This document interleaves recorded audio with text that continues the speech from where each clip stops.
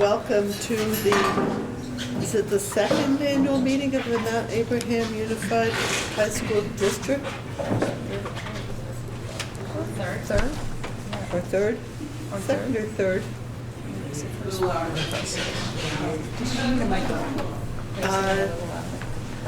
Yeah, I don't know if that can be turned up, so. We have one right here. Okay. Hard for me to talk, take notes, and do things at the same time. But if anybody can hear at any time, whether I'm speaking or somebody else is speaking, please put your hand up so that we know that everybody who wants to speak can be heard, because that's important. I'm going to begin by reading the warning. This is a warning for the annual meeting of the Mount Abraham Unified School District of Bristol, Moncton, Lincoln, New Haven, and Starksboro.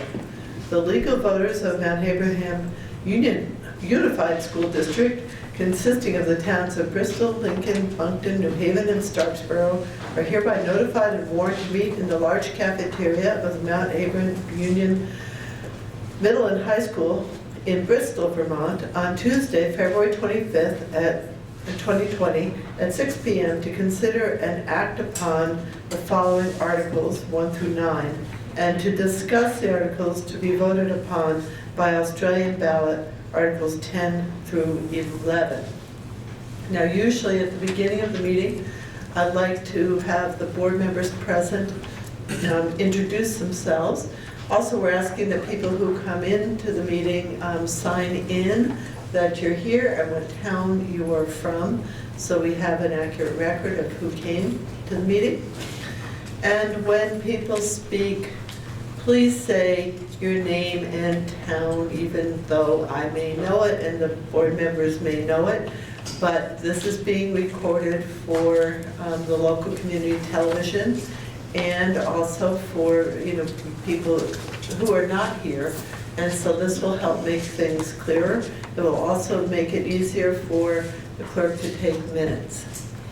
So, and then as another preliminary matter, are there any people here who do not live within the district and who have a reason to need to speak at this meeting?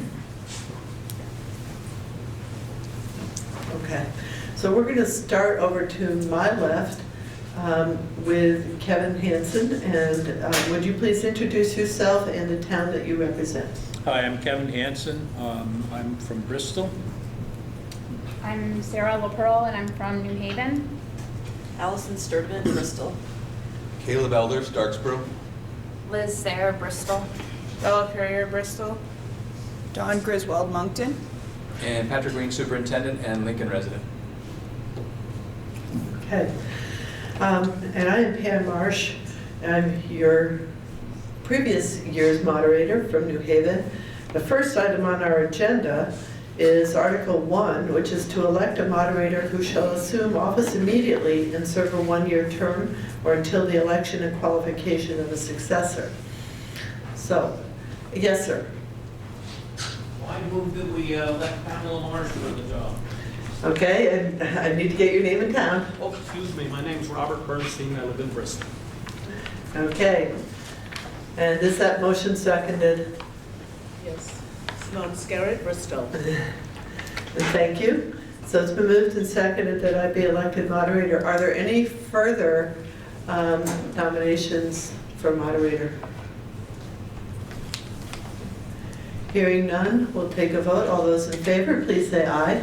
Aye. All those opposed, say nay. All right, I guess I am re-elected as your moderator. Then we have to elect Article 2, to elect a clerk who shall assume office on July 1, 2020, and serve a one-year term or until the election and qualification of a successor. The current clerk is Karen Wheeler. And I don't know if you are wanting to be re-elected or not, Karen. No, thank you. I would like to nominate Jennifer Willey to be the clerk going forward. I thought you might. Is there a second to Karen's nomination of Jennifer Willie? I'll second. Chris Pearsall, Bristol. Okay, Chris Pearsall, Bristol, second. Are there any further nominations? Hearing none. All those in favor, please say aye. Aye. All opposed, say nay. Congratulations, Jennifer. Article 3 is to elect a treasurer who shall assume office on July 1, 2020 and serve a one-year term or until the election qualification of a successor. The current treasurer is Barb Torian, who is sitting in the back. Barb, do you wish to stand for re-election? I'm happy to serve again. Okay, are there any other nominations for treasurer?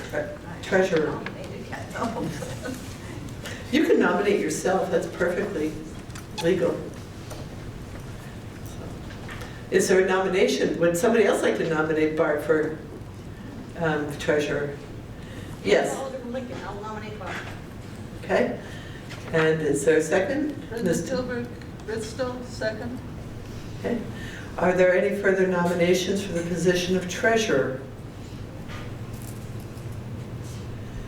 Hearing none, we'll move to a vote.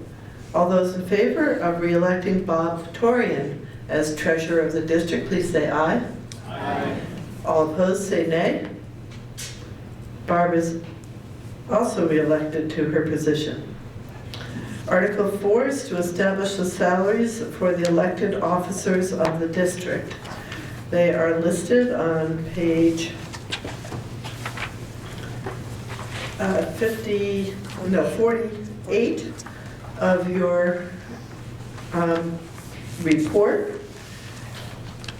That's just for information. Is there anyone who would like to make a motion with respect to Article 4? Yes, Mr. Bernstein from Bristol. Yes, Robert Bernstein from Bristol. I move that they remain the same as last year. Is there a second? Alison Sturgeon wrote a second. Okay, thank you. Is there any discussion?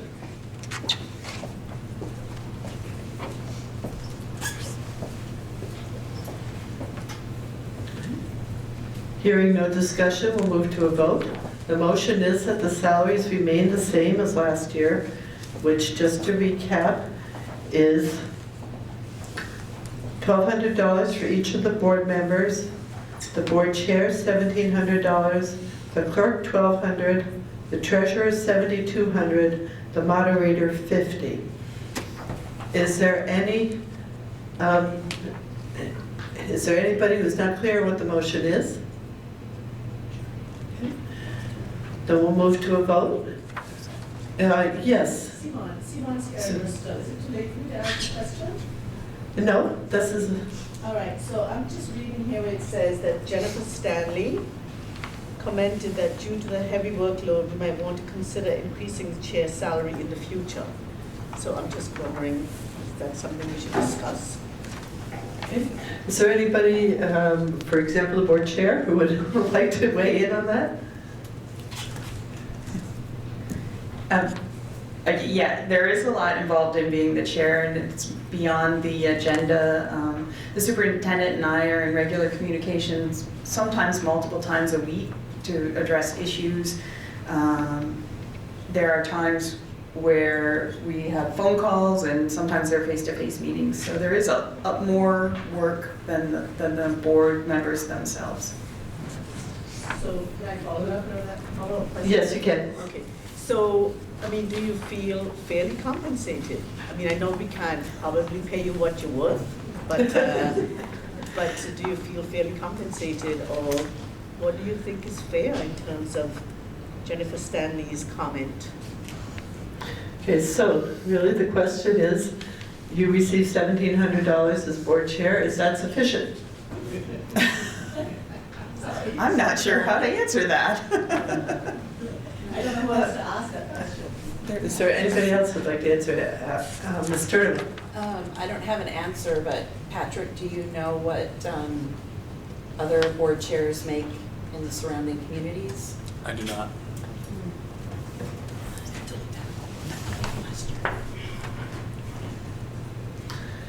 Yes, Mr. Olson from Starksboro.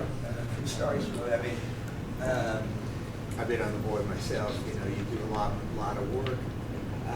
I know that when I was on the board, it was basically, you know, we're volunteering. You know, any salary that you do have, you either take it or you put it back. But I remember it was basically a volunteer position, and I was happy to do it. I don't know how the board members feel, but if I were on the board, whatever they offer is fine. We got enough issues, I think, with that. I think it's, you can ask them, but I think it's sufficient.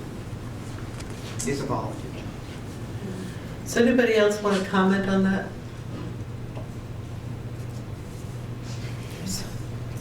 Sarah LaPearl.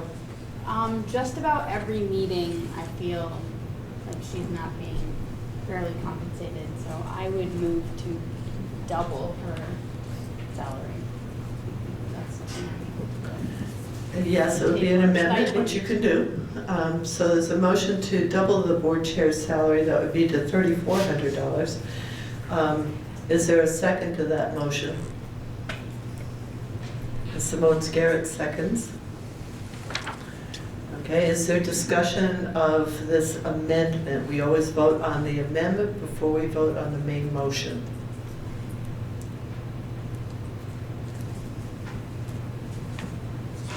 I'm just wondering where that Yes. extra money would come from. It would have to be found somewhere in the budget.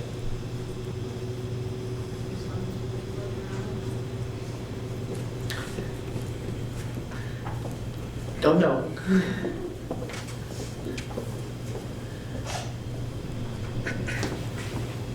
Anybody else want to hear it? Yes, Mr. Kevin Kevin. Hanson, Bristol. I certainly appreciate the motion. Instead of doubling her salary, I would like to consider giving the chair 2 times what the regular board salary would be. So that would be $2,400. Okay, so Ms. LaPearl, procedurally, would that be a friendly amendment that you would endorse? Okay. And Ms. Garrett, do you consider that to be a friendly amendment that you would endorse? Yeah. Okay. So the motion currently before is to make the chair's salary $2,400, which is twice the salary of other board members. Okay, Mr. Boughton from New Haven. Are we voting on an amendment, or are we voting on the? You'll always vote on the amendments first before you vote on the main motion. Great, thank you. Okay. Is there any other discussion of the amendment? So the amendment before you is to raise the salary of the chair to $2,400, representing twice the salary of other board members. Does anybody have any questions about what we're voting on? All right, all those in favor, please say aye. Aye. All those opposed, say nay. Nay. Okay, there's a scattering of nays, but the ayes clearly have it, so the motion is passed. So, the main motion is now to have the salaries as last year, except the board members would each get $1,200, the board chair $2,400, the clerk $1,200, the treasurer $7,200, and the moderator $50. Does anybody have any discussion on the main motion? All right, we'll proceed to a vote on the main motion. All those in favor of approving those salaries as stated, please say aye. Aye. All those opposed, say nay. The ayes have it, and the amended Article 4 is passed. So Article 5 is to hear and act upon the reports of the school directors and officers. And those are contained in your very colorful book that was made available tonight by web and by inquiry and from download from online. So, last year we had quite a lively discussion about this issue, and I wonder if there's discussion, if it's specifically around the budget, I'd like to defer it until we get to discussion of the budget items. But if it's around other aspects of the report, let's have it.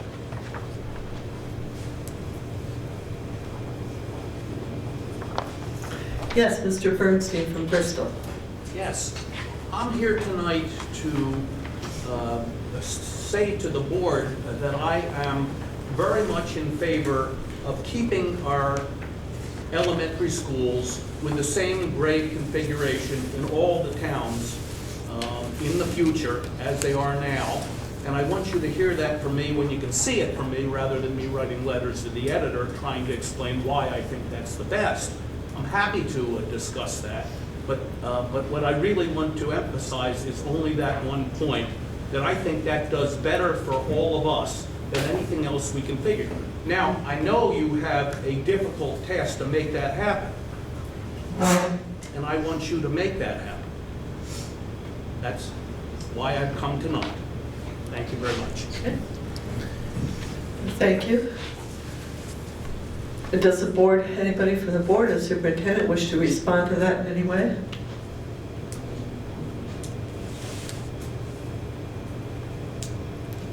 Okay. Are there additional comments upon the school reports that are contained in your booklet?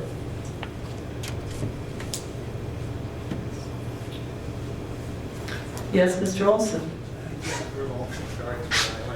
I appreciate, Mr. Bernstein bringing that up. I think it's obviously, a pretty important issue that's going to be thought about and discussed over the next year. And I appreciate the notion that maybe I haven't seen it. It's there, but that's an important consideration. I think that's the type of thing that I think I would like to see in a school report. Telegraphing to the community just what's on the plate, and so that they can express their opinion and think about it. So I'm not being critical of the report right now, but that certainly is the type of thing that I think should be included in a report. Additional comments, yes, Ms. Pearsall. I would encourage everyone who has an opinion about school configurations and the future of this district to come to the community engagement committee meetings that the district has been diligently putting on to get feedback from the community and share information with the community. If you have an opinion, you need to show up and help find a solution and not just give decisions to the board.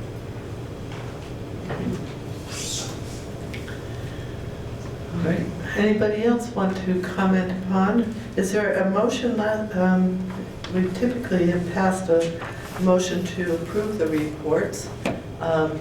Last year, the reports were specifically not approved. Is there a motion to approve the reports?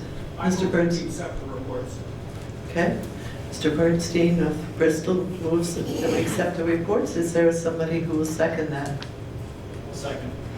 And you are? Dave Sharp from Bristol. Dave Sharp from Bristol. Thank you, Dave. All right, it's been moved and seconded. Is there more discussion about the reports contained in your volume? If I don't see you on the side waving your hands, just, if you need to just speak up. Yes, Ms. Garrett. I just have a question. I don't remember why the report was not accepted last year. question number one. And question number two is based on the rejection of last year's support. Last year's report, were there any changes made to accommodate those objections? To the first question, the minutes reflect that the reports were rejected because they had inadequate information about the budget. So I think we could have Ms. Griswold reply to the second question.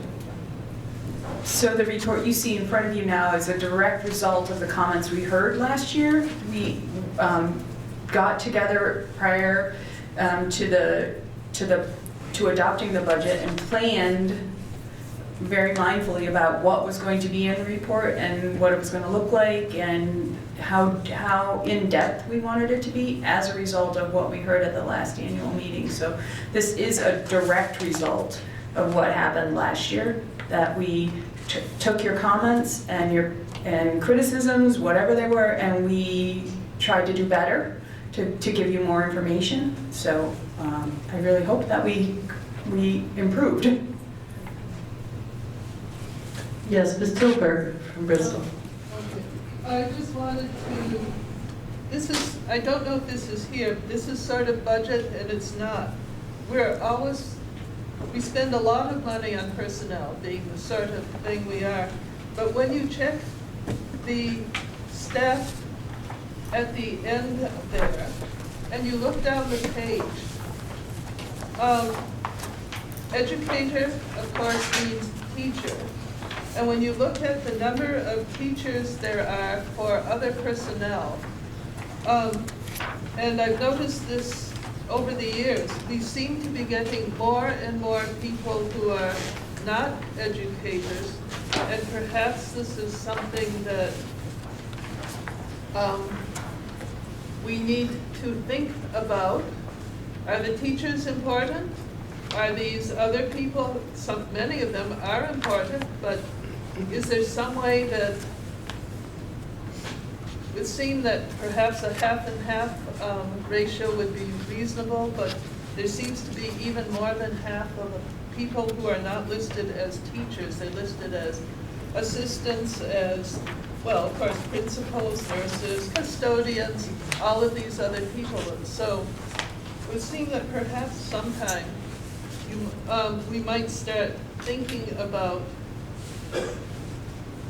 what sort of people do we need to pay for. In the science department, I'm planning to leave at the end of this year, and that will leave exactly one half-time physical science person. We're not planning to hire another one to replace me. Other people will be taking over the chemistry. We can't expand the physics. We don't have another physical person to teach physics. And it concerns me that we're, the ratio, where we are spending the money on personnel. Thank you. Is there more comments on this report? We will get back to more budget comments later. But yes, sir. Yeah, you with the blue, blue lid. My name is Rob Backlund. I'm from Lincoln. My wife and I moved to the district. This is January last year, so we're sort of new. But as far as the report goes, I've been really pleased at the transparency that the school district has shown in the last calendar year. All you have to do is open up the Addison Independent to realize that our neighboring districts, it doesn't seem like have been as transparent, according to letters to the editor. I don't know if that's the case. I would advise Superintendent Reen and the school board to continue to be as transparent as possible, to make reports like this as public as possible, whether it be a website link, whether it's on a Google Drive, whether it's a paper report that's put in general stores, post offices, whether or not the school board has a Twitter account, I don't know, but any way, shape, or form, you can get this type of information out to the public, I think is time well spent, because I know coming down the road, challenging conversations around our budget and the future of the school district will continue to happen, and when people can see the numbers, can see the facts, have access to them. I know that helps slow down the rumor mill, the anger mill, the yelling at each other mill, and pitting towns against towns, and community members against the just general foundation of supporting education. Thank you. Are there more comments about the reports? Okay, it's Carol, right? Yes. Say your full name and your town. Carol Eldridge, Bristol. I'd like to see something about the technical center and how many of our young people are going there. But I didn't see anything in this report, so perhaps in another year, we might find out something. I know they put out a report, their own booklet, but it would be nice if there was something in here. Okay, is there anybody who does know, just for those present in the meeting and those who might watch the meeting later, how many Mount Abe students are attending the Patricia Hannaford Center? Okay, Mr. Reed. Sure. Patrick Green, superintendent. I don't know the specific number, but in conversations with the director of the Career Center, the number of students from Mount Abe attending now versus previous years has gone up considerably. I couldn't tell you what percentage it's gone up or the numbers of students. But I know, Kim, you've been involved in the Career Center for a while. Is that your understanding as well? Yes, and Kim Farnham from New Haven. I'm the community at large. Excuse me, I'm the community at large member for the this particular district there. Superintendent Peterson is going to be here at the regular meeting if you're really interested in specifics. He's going to talk about all of that. He's going to talk about our budget and so on. The major issue we had a number of years ago was scheduling. So he took it upon himself a couple years ago to sit together with all the districts, administrators, and to devise a schedule that allowed more attendance, especially from this institution. We, really wanted more students. They've taken advantage of it. It was always a roadblock considering the busing issue, which we found really wasn't the issue, was the schedule. So that has allowed us to add back in the construction program, which was withdrawn a few years ago, and that is absolutely full. We have also a lot of programs where we do some partnerships with Castleton, with VTC, CCV, and so on, so that a student can get additional college credits on their way for a post-secondary career after the Hannaford session. He will get into some details about numbers and how our budget's developed. It's a little bit different than a typical district budget.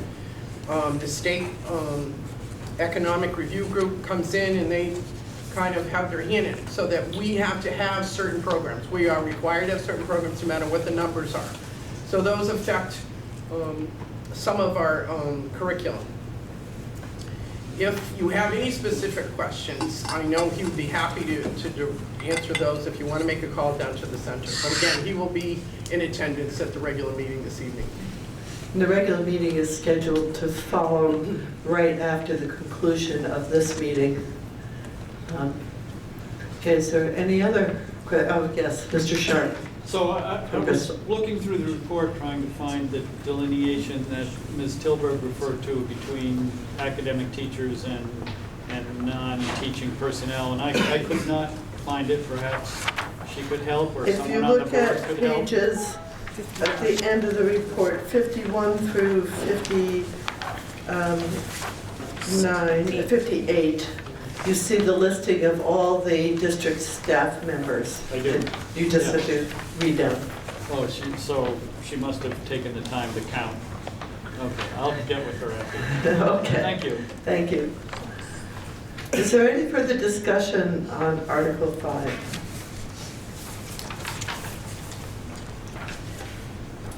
If not, the motion on the floor is to adopt the reports of the school district officers and directors. All those in favor, please say up. Yes? Is it, are we approving or are we accepting the report? Actually, I think your motion was to approve, was it not? I think I said I used that word. Yes, I did. Approve, okay, Mr. Bernstein.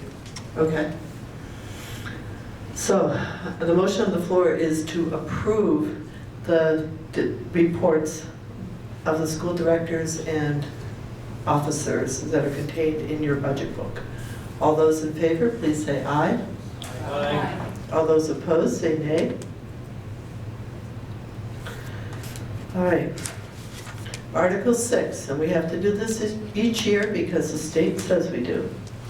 To authorize the District Board of Directors to borrow money by the issuance of bonds or notes not in excess of anticipated revenues for the fiscal year 2020 to 2021 per 16 VSA Section 562(9). So moved. Okay, moved by David Sharp of Bristol, and is there a second? Herb Olson of Starksboro, seconds. Is there any discussion of this? Okay. It has been moved that the article be passed as written. All those in favor, please say aye. Aye. All those opposed, say nay. Article 6 is approved. Article 7 is to discuss the articles to be voted upon by Australian ballot, which is Article 10 and 11. So let's start to try to do this orderly. Talk about the establishment of the Education Reserve Fund first, which is Article 10, and then we will take up Article 11 when that discussion peters out. So, is there anybody who wants to start the discussion on Article 10? Anybody on the board, superintendent? In the audience? Yes, Mr. Sharp. So I would say, I read this over at home, I think this is prudent financial management. To have a certain amount of money set aside for emergencies. For example, last year, the shower in the boys' locker room completely self-destructed. And I'm sure the management had to find that money somewhere to deal with that issue. And to have a reserve fund to deal with certain budgetary issues unforeseen is a prudent thing to do. I also think to put all of the $750,000 in reserve fund is not so prudent, that a good portion should be used to reduce taxes to citizens. Is there more discussion? Mr. Olson of Starksboro? I saw him. I was just going to offer a bit of clarification. Okay, Mr. Reed? And then Mr. Olson. So the one piece of clarification I want to offer there is, so last year we created a capital reserve fund, which is specifically for capital improvements that would be needed on our facilities. So that's probably where money for the example that you gave might come from. This being an education reserve, and that capital reserve fund requires a vote of the electorate to pull money from for whatever projects it would go toward. This education reserve fund would grant the board the authority to spend the money out of, and it would address similar unforeseen expenses that are not related to capital expenses. So this would be a complement to the capital reserve fund, but effectively in terms of offering us an option to handle unforeseen things, it functions the same way. Okay, Mr. Olson. Speak really loudly. If you want the microphone, you can have it. I'm sorry. You want the microphone? Speak up. Oh, sorry. Okay. I agree with Dave around reserve funds. I think they're a useful tool. Starksboro town uses them for a bunch of different purposes, and I think they're fine. The only question I had, though, is that the explanation had to do with unanticipated expenses, but I see in the warning that the board has discretion to allocate funds for both unanticipated and anticipated expenditures. And I was curious as to the rationale for including anticipated expenditures as something that could be the fund could be used for. Okay. Is there somebody on the board or superintendent that want to answer that? Dawn? So some of the reason was, I'm sure you've heard over the last year, there's been a little trouble with the health insurance and making sure that the parties that administered it correctly, and so we're sort of in this catch-up. We had that going on. And then we are now going to be subject to the state-approved plan that comes kind of off. It's fiscal. We go in fiscal year, they go in calendar year, so it sort of hits us so this is sort of what we were thinking. If that hits us and it happens to hit us harder than we're expecting, maybe we should cover our bases with sort of anticipating but not anticipating that. You know, we don't know what's going to happen with the health insurance, so we hope that it's all going to be fine, but there is a chance that it'll hit us harder than we realize. Mr. Bernstein, I'll come back to you, Mr. Olson. Well, in regard to your question about anticipated and unanticipated, it seems to me that the way this article is worded, that the anticipated and unanticipated expenditures has to do with the $750,000, not with the establishment of the new fund. It just says that they have the discretion to allocate such funds for anticipated, unanticipated. That's just a statement of fact, rather than a discussion of how the funds are going to be used. And will you guys correct me if I'm wrong? Superintendent Reed. I think when I think about the anticipated versus unanticipated, the unanticipated I think makes sense to everyone. The anticipated, really, as I think about it, by way of example, let's say we have this $250,000 and it's been there for a couple of years and it hasn't been needed. It's great to not need these reserve funds, because that means we've been able to predict well enough what funds we would need to build into the budget. And let's say we're in a really difficult budget year, which we anticipate for the foreseeable future, and we still have textbook needs. And maybe this one-time textbook need, we could use money from this fund. That might be an anticipated need that could come from this fund, that we wouldn't need to add money to a budget. That might mean we need to eliminate a position from our schools to fund the textbook purchase that we'd like to make. So it's a way to offer a tool for perhaps an anticipated need that can help us balance meeting student needs and having the proper supplies and materials that we need to do that. That's an idea that comes to mind for me as I think about an anticipated need. I think the language here, given that this is intended to be a tool to address a variety of needs that are mostly intended to address the unanticipated, but has the potential for some anticipated, to not limit the board in being able to take care of needs and using this tool to do so.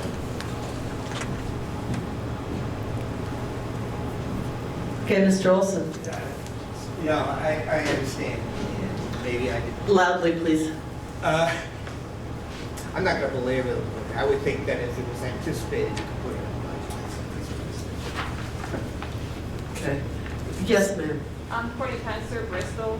I know last year we talked about this because you guys created a capital reserve fund last year. Now you're creating an educational, or what exactly the term is this year, education reserve fund. What fund are you going to create next year to not use the money to help the town offset the cost of taxes? Okay. I'm not sure if that's a rhetorical question or one that can be answered. Ms. Griswold? Superintendent Reed? So at this time, there's no anticipated creation of a different fund. This really does cover our bases pretty well, to have something that's for capital expenses and something that's for everything else in terms of expenses. Having said that, the reality is at this time last year, we didn't anticipate creating this education reserve fund. So I think that's important to know.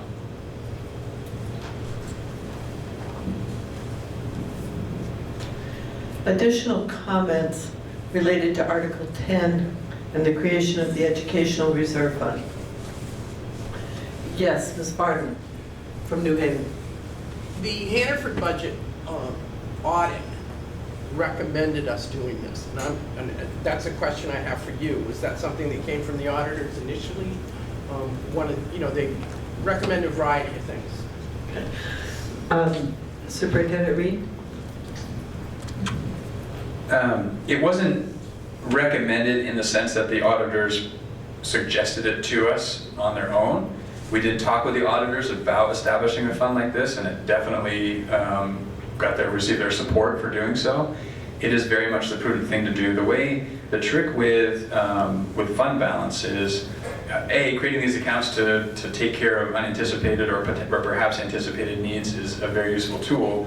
The other piece is it's really not good practice to apply an entire fund balance every year to offset taxes, because as soon as you can't sustain that fund balance to offset taxes, you drop in revenue, and that has to be made up for by increasing taxes or cutting positions or cutting costs somewhere. So we've been working really hard. The practice several years ago was to always apply the entirety of the prior year fund balance to offset taxes. 2 years ago, our fund balance was $1.5 million. If we applied that $1.5 million to offset taxes, then in the following year we had $500,000 in a fund balance, we effectively dropped our revenue by $1 million, and that would have a significant negative impact on our ability to maintain programming and supports for kids. So really the prudent thing is, for sure, to only carry forward what you feel very confident you can sustain year over year. And some would argue that the most fiscally responsible thing to do is to not apply any fund balance to offset taxes. So if we look at it from a simple facilities need, I think we agree our facilities have some needs. If we can apply a fund balance to pay for facilities needs, whose costs increase 5 to 7% annually, we're better off addressing more of those needs with the dollars we have now, rather than face the escalating cost of those facilities needs. So, and we also have to put forth a budget that will pass voters, right? So finding that balance of what can we sustain versus what will help get a budget to pass is a balance that we walk every year. Yes, Mr. Bernstein. Yeah, thank you for the discussion so far. I'm for this procedure, and I hope we can put it in, but I won't be voting for it, even though I'm for it in general, unless I can be assured that it would be reported when it's used in a way that can be easily seen in our annual reports. Okay. Does anyone want to respond to how it will be reported in future annual reports if it's used? Ms. Griswold? So we would have to take action at a board meeting, so it would be documented in the minutes of our meeting. And the Community Engagement Committee has developed a communication plan where they're sharing happenings at meetings. So we have a secretary who is sending out information through Front Porch Forum, and we're putting it on the website to keep getting information out about what's happening at the board table. So that would be one way that people could see what's happening. Okay, Mr. Sharp? So I think that's a really good question. So is there a place in this report that shows the fund balance in the capital reserve fund that was formed last year? Mr. Reed? I'm not sure there is currently, but I'm thinking about where could the information about the capital reserve fund and this new fund, if it's established, show up. If you look at page 37, it talks about other funds. The capital reserve fund isn't here, but several other sort of funds that are outside of the general fund are listed here. This seems like a pretty natural place to include those figures.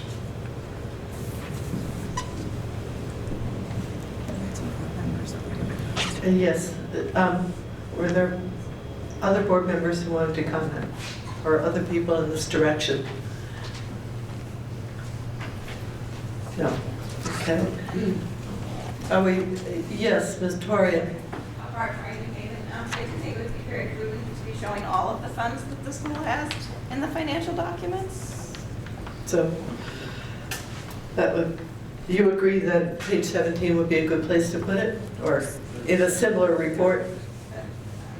As long as it's obvious how much money there is and where it's being spent. If it goes on that page, that seems a likely spot. but I think it's important for it to be shown. I think the board has heard your comments on that. Ms. Sturgeon. In the, on page 36, I guess, at the very end, it says building improvements, and that's the $1 million fund that we have in the budget. Is there some way to create something like that to put?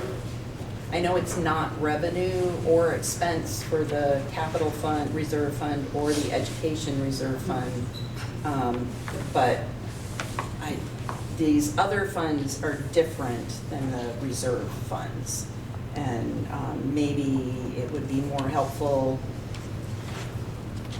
to delineate that even further. Maybe even on the page 31, where we have the roll-up of all of the information into expenditures and revenue. You could have maybe even just a separate table, capital reserve fund and education reserve fund, so that it's immediately visible and transparent and people don't have to dig for it. Just a thought. I assume the board is hearing these comments and we'll take it into. Yes, and Chair Griswold is writing them all down. Yes, sir. These funds are delineated in the annual report, which is available on the website. And looking at the audited, I'm sorry, they're in the audit that's available. And looking at that, it's a number of pages. To add that to the annual report it becomes static, or it becomes information. We can absolutely add it. It's not a big lift, but that information isn't difficult to gather.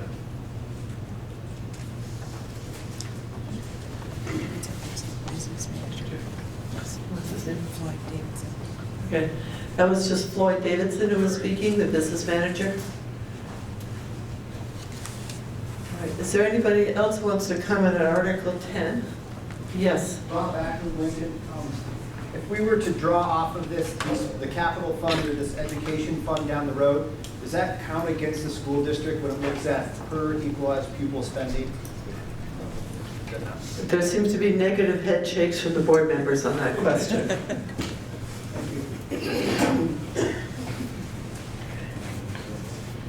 All right, we ready to move on to Article 11, the budget? I see there's a slideshow lined up. Yes, Ms. Scarrett. Just one more question.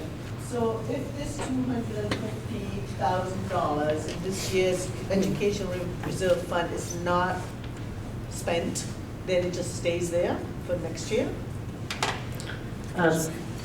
Yeah, Superintendent Reed. Or whatever portion of it is not spent? So I guess I thought I heard your question differently the first time, and now as I'm thinking about it, I hear it differently. So let me answer both questions you just asked in one. The first question I thought I heard was, what happens if this article is not passed? No. My question was, what happens if these funds are needed? Right, so then it would stay there. Okay. Yeah. And perhaps draw interest. So it would grow slightly over time. I think it's important to answer the first question that you didn't actually ask also. I think that's good information for people to have. If this were not to pass, that $250,000 would automatically go to offset taxes next year. The impact would be around $20 per 100,000 of assessed value.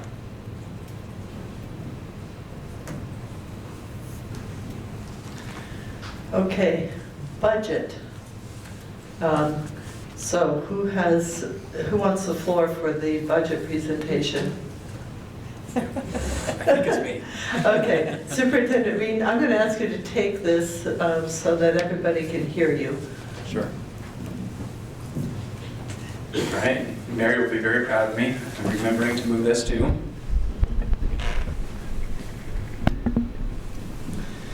So this is sort of an abbreviated version of a presentation I've given a few times this year as we've been building the budget. And it sort of ends with the slides around the detail, which are in your annual report, so we can answer any of the questions about the details that are in the annual report as well. This will sort of set the context for those detail questions. So in thinking about building this budget, there are a number of things that we were trying to keep in mind, and a lot that we learned this fall through our community engagement events that were shared earlier. And something that we learned this fall were really a lot more about what are our community values. And these are the community values that surfaced through the variety of engagement events this fall. So those are very much in our minds as we're building the budget. Additionally, we have our ends policy, which is really sort of the board's way of saying this is what we want to achieve for our students. And in addition to that, we're keeping in mind our strategic plan goals. We were very pleased over the course of this fall to realize there is a high degree of correlation between the community values, the ends policy, and the strategic plan goals. So they're all really tight, which is great. And so as we think about building the budget, we also need to think about how do those all translate into what we would think of as a vision for our schools. So this was an attempt I made to sort of draft in just sort of straightforward terms, what might a vision for our schools be, given what we learned over the course of this fall? And so I think we agree that we want all students to achieve at high levels academically. I also think that we want all students to be physically, socially, and emotionally healthy and happy. I also think that we want students to feel welcome and safe in our schools and our community. And we want our schools and community to partner closely to provide students with flexible and authentic learning opportunities. I also think we want our schools to be a place where innovative, collaborative, and highly engaging learning happens in clean, light-filled, modern, energy-efficient, well-maintained facilities. Places where educators feel personally and professionally satisfied by their work in a stable, well-staffed school with a robust system of supports for professionals and for students. So that's what I think of when I think about what I heard from the community this fall, when I think about the work that we spent 3 years on and building our strategic plan, and when I think about what our ends policy says. And so this budget that we're going to dig into with the details supports that vision and those community values and those ends and those strategic plan goals by maintaining strong multi-tiered system of supports with emphasis on supporting core instruction. That's where our best prevention happens, at that core level in those core classrooms. It also maintains programming for students, resources to support the strategic plan. It keeps a robust facilities budget to continue to make improvements. We've gotten a lot of positive feedback on some of the improvements we've made, in particular in this building. We want to keep that going. The building has needs. Those needs don't go away and they don't get any cheaper. So this budget keeps those dollars in place to take care of that. And it also maintains staffing to provide in-house, job-embedded professional development to educators, which again, we've had great feedback on over the course of this year. So as we dig into some of the details of the budget now, I think it's important to start with the target the board set in October. So the budget building process is an adventure in the state of Vermont for schools. We start building the budget really in October with lots and lots of predictions. We're predicting the number of equalized pupils we have. We're predicting what the tax rates are going to be. We're predicting what the threshold is going to be. We're predicting what the yield is going to be. Every single figure we could possibly think of is a prediction in October when we're trying to get a sense of, if we make no change, where do we anticipate we'll be in terms of our spending, in terms of the spending threshold, etc. So we presented a few different scenarios in terms of what our equalized pupils may be. And in October, the board's target was use the more conservative estimate for equalized pupil and don't exceed the spending threshold. So the spending threshold is a figure that's set by the state. It's a cost per pupil. If we exceed it, there's a dollar per dollar tax. If we're $100,000 over the spending threshold, we pay the $100,000 in taxes and we pay a $100,000 penalty. The board's perspective, my perspective, is our community is not interested in paying any dollars in tax penalties, and that's what led to that target that was set in October. It's also important as we're thinking about budget building, because budgets are based on equalized pupil now, and equalized pupil are largely driven by the numbers of students we have. It's kind of a combination of the numbers of students and the needs of students. Numbers is a little easier to quantify than need. This is our enrollment information for the past several years and projecting out a few. And you can see here that there's been a pretty steady decline. The orange represents the lowest enrollment we have recorded. Red represents the lowest enrollment that we might be projecting. So we are anticipating, although there's maybe a bump at one point, up in the positive direction, the trend is downward for who knows how long. So part of where that moves then to is, so we have the total number of students we have, but really what's the impact on class size? That's really where it starts to become more concrete for people. What are our class sizes? And people can imagine what that looks like or feels like in a classroom. So as we start talking about class sizes, it's important to know that we have these class size guidelines that help us understand what do we deem as acceptable or unacceptable in terms of those class sizes. So these are guidelines that have been created and they've been used for years. And you can see, based on the grade cluster, what the minimum average, the optimal average range is, and the maximum average. These are derived in large part from the education quality standards, which are a set of rules that come out of statute to help schools understand what sort of appropriate staffing levels, et cetera, might be. On the next slide, you're going to see a column that pulls this optimal average range out and shows that side by side with our class size in MAUSD. And so you can see that optimal average range here.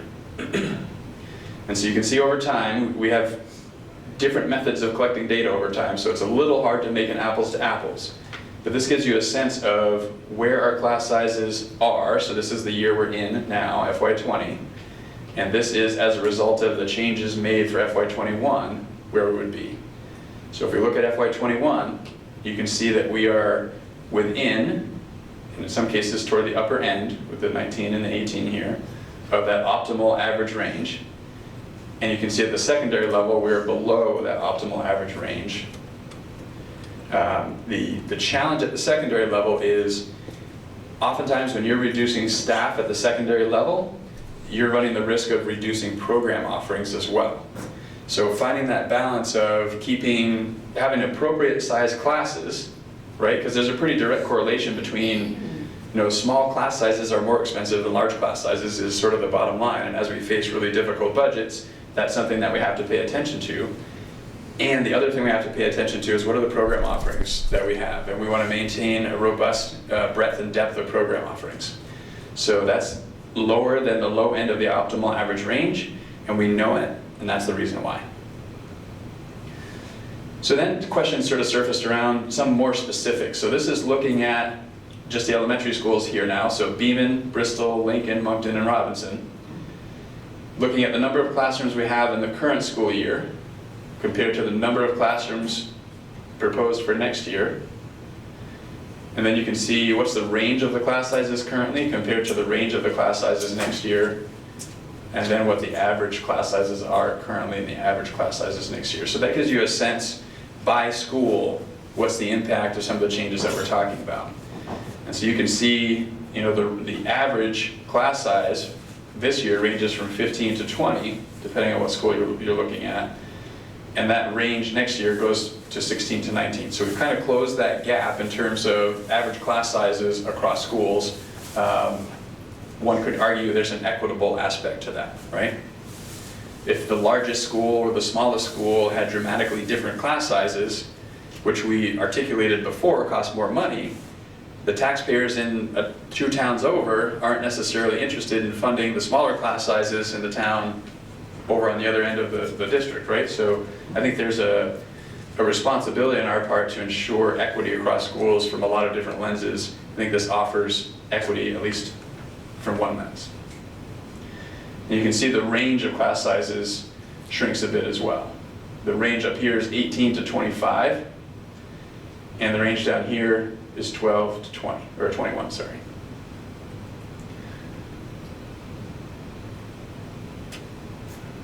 I'm going to go into the high school next, which is a totally different world. So I can answer any questions here before we go there. Are there questions at this point, Ms. Garrett? I just had a question about the previous slide, about the optimal average range, and optimal for what? The kids benefit, the budgets benefit, I think optimal as defined in the education quality standards. And it probably, that really focuses, I would say it's primarily driven for the students, but I do think there's an element of acknowledging the cost implications as well.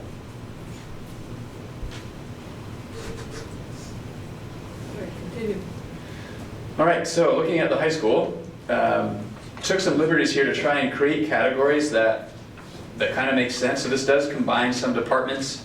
So it's not as, the department structure at Mount Abe doesn't look exactly like this, but I think this put it in kind of appropriate buckets for people to understand what the impact is going to be. So at the high school, there's a reduction of one science teacher and a reduction of one social studies teacher. So where you see what is currently 42 sections going to 36 and another 42 to 36, that's that reduction that we're talking about. And you'll see that the other section numbers are staying the same because those sort of departments aren't experiencing a reduction in staff next year. So you can see again what the class sizes are. So here's the average this year, the average next year, some go up, some go down. What you can see the direct result of the one less science teacher, one less social studies teacher, in terms of the average class size, they go up by 1. And you can see quite a range. And again, the range tends to be wider at the secondary level because if we want to offer a range of AP courses, there may not be lots of students that are ready and able and willing to take on the rigor of an AP course. But to run it, we may need to have a course that runs with 7 students in a section. So that does draw down, it increases the range, it decreases the average, it has those effects. But we know that those are kinds of programs and offerings that we want to make sure that we're sustaining as long as we can. So we sort of live with what that does to the range and the average class sizes.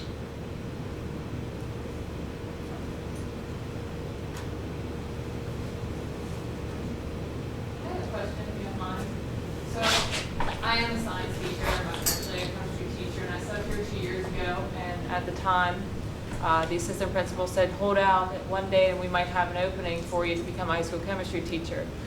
Unfortunately, I didn't stick around, which now I'm glad that I didn't, that I took a position at UVM teaching freshman level chemistry lab.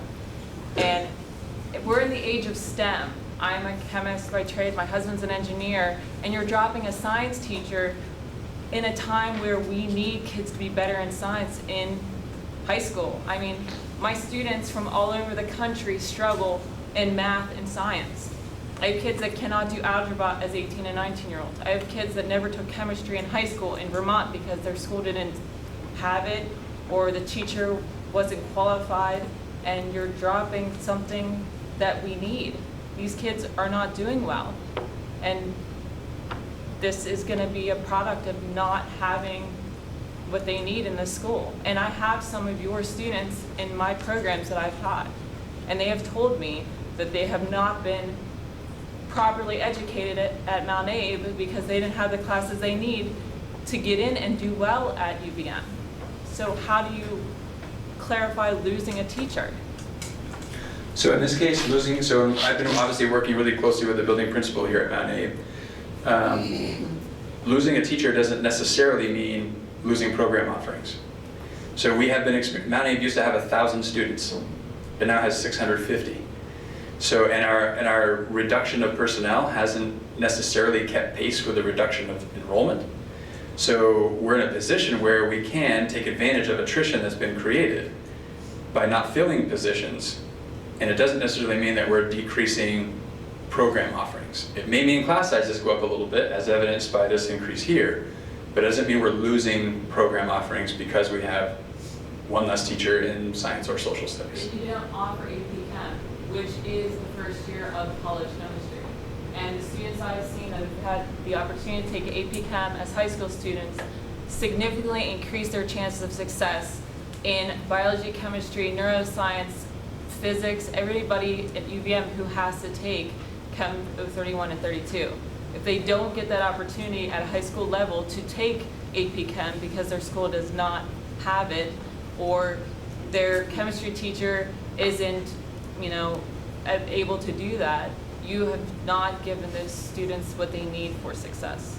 And more students, we're teaching more students now at UVM, and that's one school in the country than we've ever taught We had almost 1,200 students last semester, and we have 700 students this semester. Biggest classes ever. I've been there almost 2.5 years.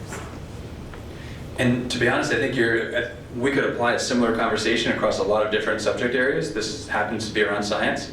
The reality is that you're hitting the nail on the head in terms of our challenge going forward. We are going to face really difficult budget years, year after year for the foreseeable future. Our challenge is not only, and I've said this a number of times in different circumstances, we aren't at a place where we can necessarily sustain what we're doing in terms of student outcomes. We have to get better at what we're offering our students and the outcomes that we're getting for our students. That has to happen. That's what motivates me most. That's what gives me the greatest fear also, as I see the realities of our financials going forward, how I'm concerned about being able to sustain what we're doing. I'm greatly concerned about our ability to increase and improve our offerings and our supports to kids. This doesn't lose in terms of what we're offering students, and I would agree, it doesn't increase what we can do. And the reason why I'm bringing this up is because my boss, who's the department head, told me any chance I get to go into schools, and I just had an interview at a school here to become a high school chemistry teacher again. I told them the same thing that I'm telling you, that our students are facing a crisis right now. The kids that I have in college are the least prepared they have ever been going to college. And I have 2 degrees and I've been out 20 years. You know, we are in dire times. I mean, I'm looking at some of these figures, 32% proficiency in math. Not for STEM, these students need it. Even if they work at Subway, you need to know how to do math. I mean, it's a struggle. And it's something that we need to be angry about. And I'm angry as a high school teacher, as a college instructor, and as a human being that we're not going up, we're going down. Kids are now less prepared than my husband and I were when we came out of high school in 1998. That's a problem. Can I ask a math question? Go ahead. So I have my handy calculator out. In science, of which this woman was speaking, there's 42 sections at 17 and an average class size of 17. That's like 715 kids, right? If I do it for the coming year, it's 36 sections at 18 per section, is 650 kids. Is that the correct math? Does that mean that there are, 60, 70 fewer kids taking a science course this year than there was last year? It's not quite that straightforward. I think what you'll find when you're talking about sectioning and enrollments at the secondary level, there's pretty much nothing very straightforward about it. So some students are enrolled in multiple sciences, other students may not be enrolled in a science, so it doesn't equate to bodies as much as it does, so one student might be represented 2 or more times potentially in the section sizes here. So it doesn't quite correlate directly to that. The reality is, yes, there are fewer students next year than there are this year. So that is a piece of what you're seeing, but it gets much more complicated and nuanced from there. 75 fewer sets of eyeballs looking at a science teacher next year than this year. Distinctly different sets of eyeballs, or do we get to count the same set twice? That's the question, right? So there are not 75 fewer young adults walking around the building next year than there are this year. There's some number smaller. I couldn't pull that off the top of my head. It's probably in the 15-ish range, fewer actual bodies, maybe 20, walking around in this building. Mr. Bernstein. Just to follow up on that, David, if you do the same thing with social studies, it comes out exactly the same. So it's not just a science question. Yeah, I know that, but I was following the science. Yeah, I'm just pointing out that we're not all talking about science here. Right. The hours that it took to produce this from the people who work in the school looking at schedules was considerable, so I think that's indicative of the lack of sort of direct correlation to bodies and the complicated nature of how this is produced. I'd like to continue with the budget presentation. We can take questions at the end. Okay. So we talked about some changes here. We didn't really talk about them specifically, but you can see there's a reduction of a classroom teacher at Beaman, going from 5 to 4. Bristol is increasing by a classroom teacher. Lincoln stays the same. Moncton and Robinson each lose a classroom teacher. In addition to those changes, we have some other positions that aren't being replaced in the FY21 budget. So it's a total of 12.25 positions, FTEs, none of which required a reduction in force to achieve. So these are people who chose to leave for, personal circumstances, or chose the career change incentive that was offered. But this was us taking advantage of attrition in anticipation of some challenging budgets coming forward, and trying to do everything we can to not have to basically lay off or RIF people to get a budget to pass. And you can see for the school year that we're in, we had a budget that supported 4.65 FTE support staff and 1.6 special educators that we did not fill. In addition, going forward to FY21, we have these positions that we're not filling. We talked about some of them: secondary science, secondary social studies, the elementary classroom positions, and in addition to that, 2.0 support staff. So my message to all of my administrators is, every person who chooses to leave for some reason on their own, we have to ask ourselves really critically, is that a position we must fill going forward? Because it's much easier to not fill a position going forward than it is to reduce someone's position and they therefore lose a job, and the challenges that come along with that, and the climate and culture. So we're continually keeping our eyes open. And the reality is we have to fill positions. Not all positions are ones that we can take advantage of when we have attrition. So some of the impacts, so at the elementary schools, this does increase some average class sizes in some places, but it also decreases, most notably at Bristol. The average and the range of the class sizes does become more consistent, as we saw on that chart. The grade configurations may need to change, so when a school, in particular the size of Beaman, has one less classroom, it does create some challenges with the grade configurations in that school. As we continue to lose students and we have to face these fiscal responsibilities, those are realities that we have to come to terms with, and we have to figure out ways to make those work. And we're doing that. We've been working really hard at that this year. We'll continue to work hard at that next year.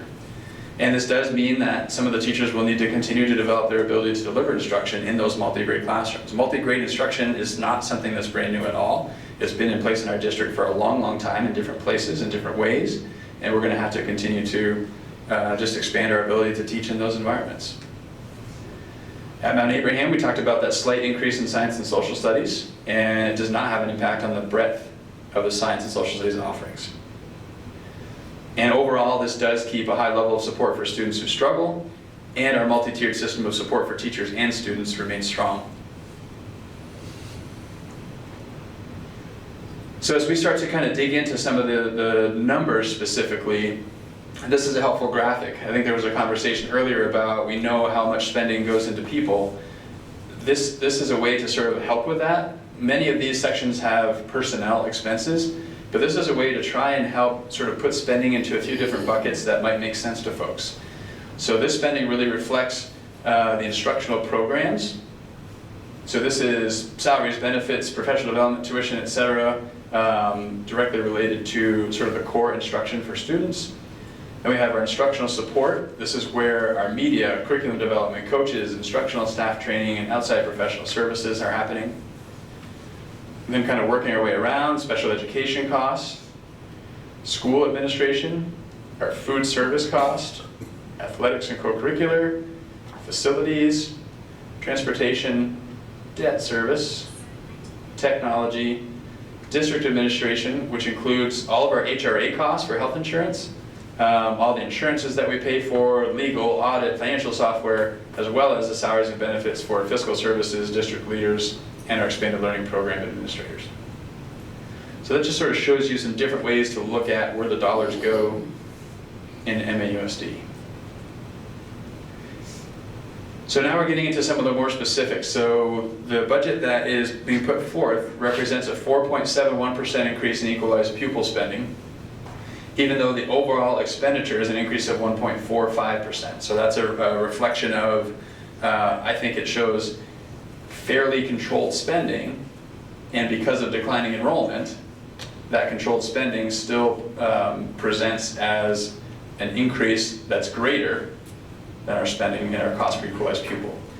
This is a really significant number in terms of the impact it has on your tax rate. That's why it's on the ballot. It's statutorily required that it goes on the ballot, that you show what % increase per equalized pupil the proposed spending is over the current year spending, and that's what you see here.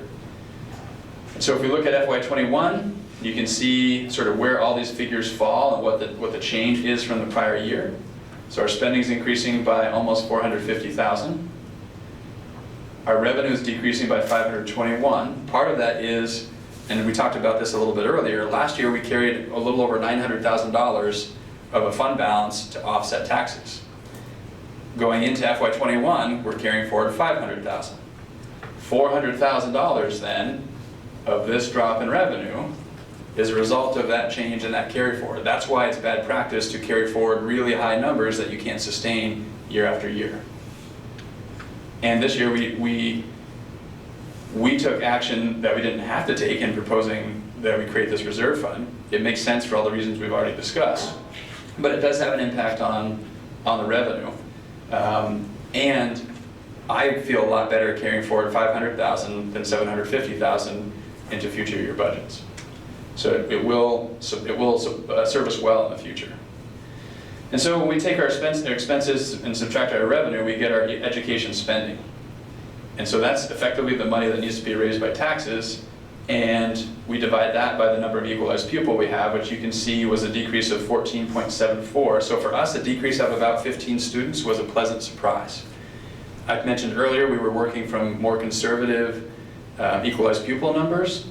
We were working from a figure that was more than twice that. Because if you look at our three-year average is about a drop of 38 students. When those students each come at a price tag of 18,000 or more, times an average of 38 each of the past 3 years, that adds up to considerable dollars that we need to find somehow, either in raising taxes or decreasing spending somewhere.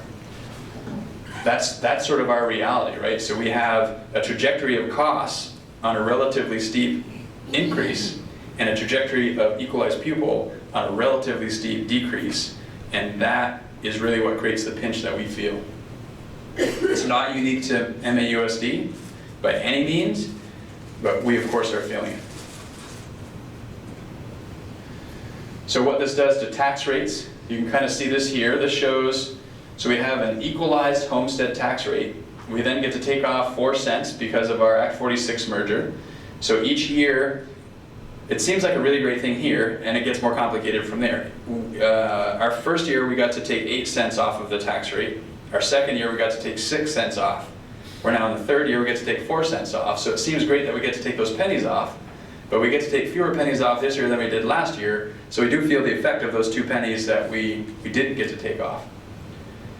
That gives you this adjusted homestead tax rate. Each town then has their own common level of appraisal that produces your actual property tax rate or your projected property tax rate for education. There's obviously a municipal side to that as well. Really what people want to know is, so what does that actually mean coming out of my pocket? Really important first to acknowledge that 2/3 of Vermonters don't pay their property taxes based on the value of their home. They pay it based on their income level. So this really affects 1/3 of Vermonters. If we assume we're a typical sort of region of Vermont, we could assume that 2/3 of our folks aren't going to feel this full effect. They'll feel something less. How much less is dependent on their income, and there's a tool that was created that was on the website where you could put in your income in your town and see, at least get an approximate impact on your taxes based on that. So that's on, I think it's on our website, right? So go to our website and you can find that tool to dial into the income sensitivity side of this. We're going to focus on the change per 100,000 of assessed value, because that seems like something that's a little more concrete for people to kind of wrap their minds around. So this is the impact per 100,000 of assessed value of the proposed budget. I mentioned before, if the article for the $250,000 for the education reserve funds defeated, these go up by these would go down by about $20 per 100,000.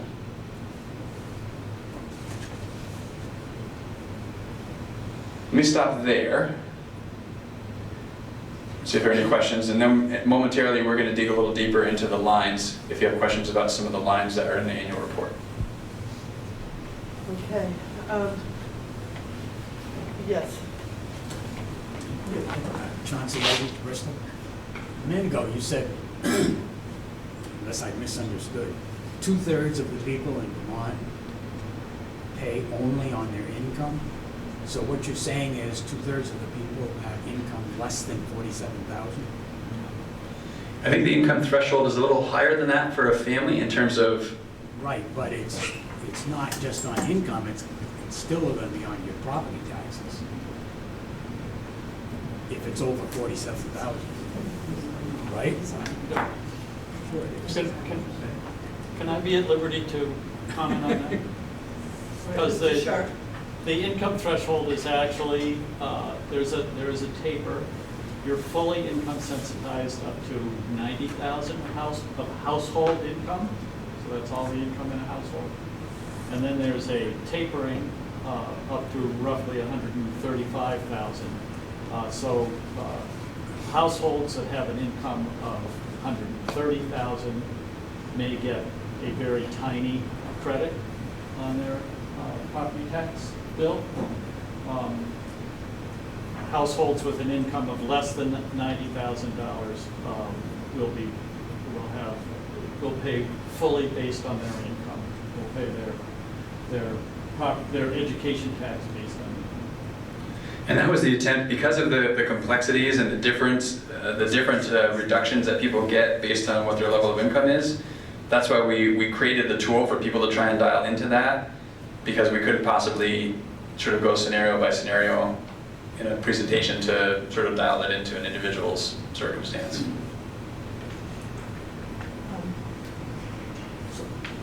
Mr. Sharp. So I have a further comment.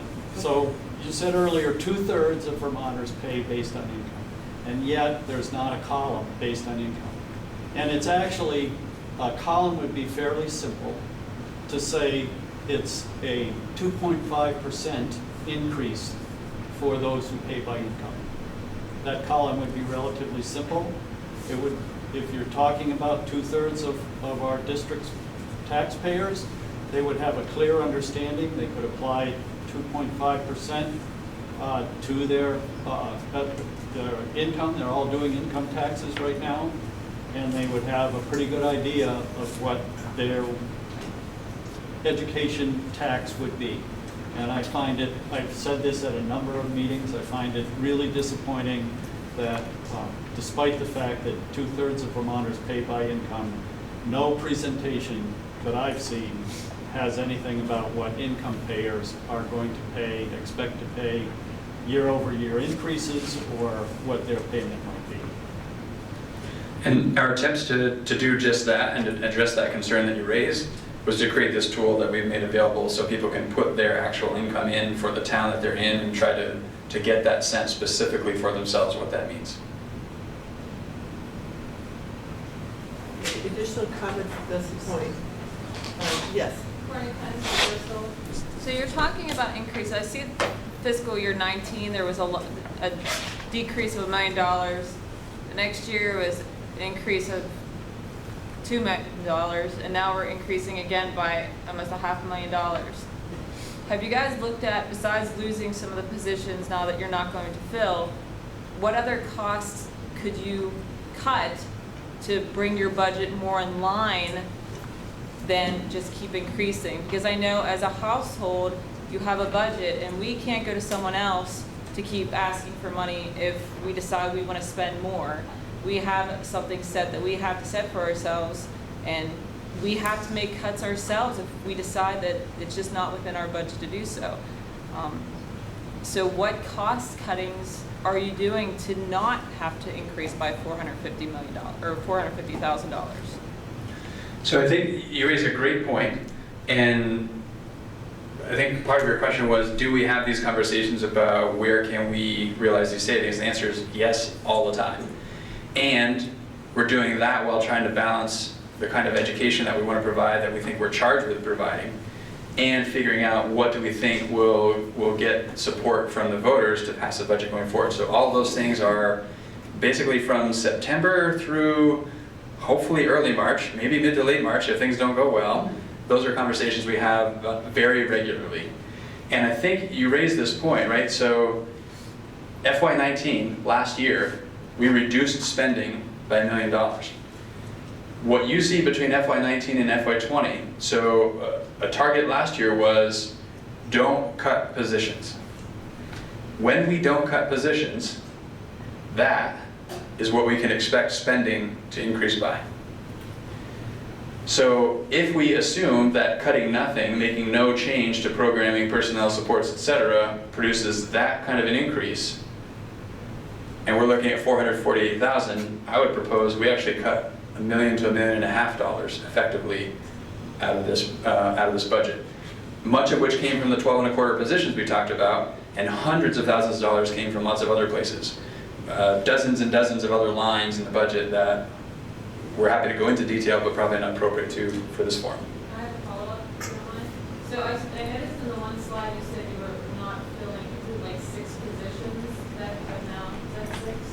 Yeah. 12.25 in total for FY21. Oh, because you're counting the ones from 2020? Right, so those are positions that we didn't fill in 20 and aren't filling in. So these are in FY20 budget and not in FY21 budget. So if I look at it from budget to budget, these are in our budget now and are not in FY21, which is why I'm including those here. And that's my concern going forward. So I don't anticipate next year being a remarkably better budget year. If anything, it's probably going to be more challenging because we had a more favorable than anticipated reduction in equalized pupil. So this reality of cutting, I would say 12 is probably on the low side, of cutting 12 positions a year is probably our reality for the foreseeable future, if not closer to 15 or more positions per year. And that, again, that's that rub, right? So as we try to provide the services we want in all the places that we want, we do lose some efficiency, and the result of that lack of efficiency is we're having to reduce positions. And so when I talk about the concern I have about even sustaining what we're doing, having said sustaining is not acceptable, we have to do better, that's where that concern comes. I don't know how to do better with 15 fewer people every year for the foreseeable future. That's where my mind goes. Is it going to be the point where I know that all these different school districts, you guys are going to have to merge? Like you might have to merge with Regents or might have to merge with CBU so that everybody is sustainable in the terms of keeping students well educated. Yeah, so there have been, I don't know, 8 or 9 community engagement events this fall leading up to where we are now. And those kinds of conversations are the things that are coming up and are part of the exploration as we go forward and looking at how do we address our realities. There's no clear path. There's a lot of wonderings. There are different perspectives, different beliefs. It's emotionally charged, so it's not going to be easy going forward, but we have to figure something out so that we can keep a focus on improving outcomes for students. Yes, you have your hand up. I did. Mark Rickner, Moncton.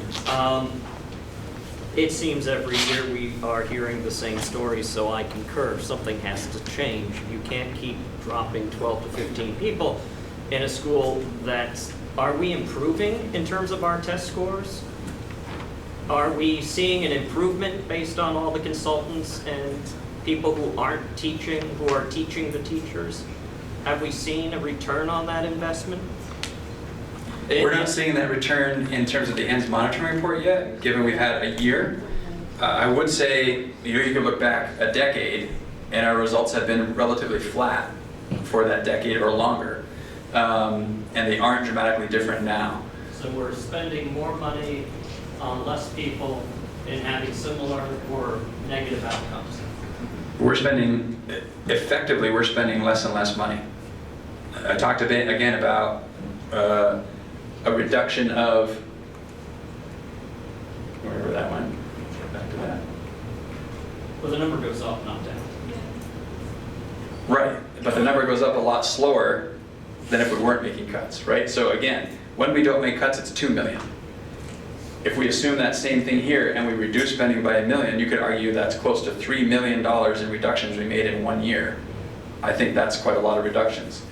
Another $1 million to $1.5 million, I think, is another significant reduction, and that's what we can expect every year going forward while we try to figure this out. We're already not a viable district if you're saying our test scores are going level or not improving.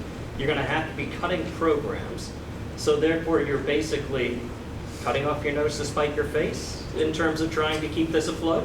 It is the concern, like how do we continue to strive to improve outcomes for students knowing that we have these financial realities? We have to figure out where does that money come from? The money has to come from somewhere. I think we agreed earlier, our community is not interested in paying tax penalties.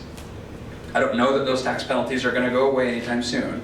So we're going to have to find ways to continue to strive to improve outcomes while we have these real financial hardships. And that is the challenge that lies ahead of us. That's what we've been discussing and thinking over for several months now with the community.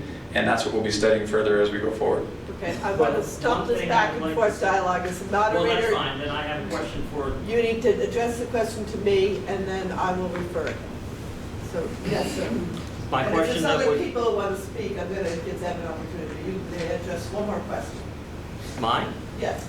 Has the district looked at merging the district offices so we have a more efficient district office between Vergennes, Middlebury, and this district to reduce costs and try to bring together a unified district in the area, which is what I thought when we were starting to unify, we were actually going to be looking at unifying, not just the local schools. Have we looked into that? Such discussion. I would say that discussion is happening on a lot of different levels. There are merging district offices. If you're essentially still operating 3 multi-million-dollar businesses and you simply merge central offices, I don't know that you've gained any efficiency. If we actually created a unified district, so it was sort of one entity instead of multiple entities still, maybe then there's some efficiency. Those are things that are part of the exploration going forward. Those conversations they're happening in pockets, and part of the exploration is what's the feasibility behind that? What's the process to go that direction? Does it make sense for us? And those conversations are, I think, going to happen. I don't know what the answer is going to be, but I think those are conversations that have to be engaged in multiple communities.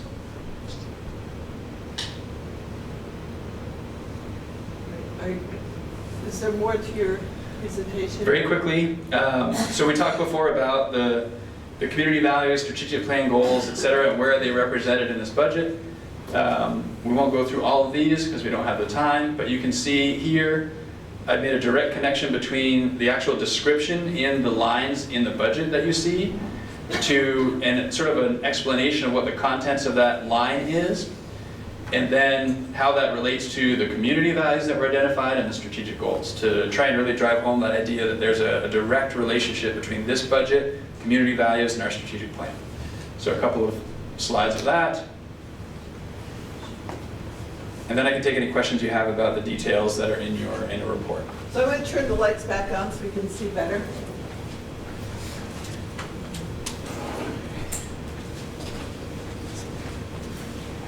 Yes, I see a question.